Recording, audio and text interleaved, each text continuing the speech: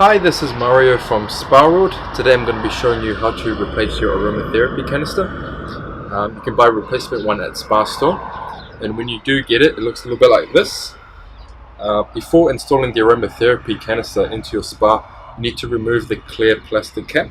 So to do that, you just unscrew the blue cap, put that aside, and then the clear plastic cap comes off as well. Then you reinstall the blue cap, and now it's all ready to go into your Aroma Therapy canister.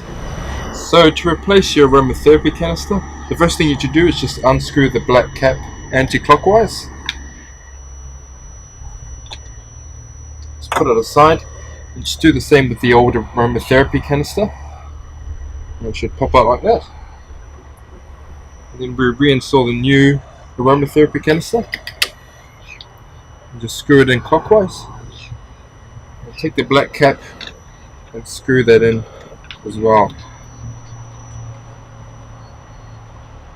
So now if you turn it to the anti-clockwise position, it turns off, and to the clockwise position it turns on. Now please note that this only works with the air blower, but if you do have any more issues or questions about it, please contact your local dealer.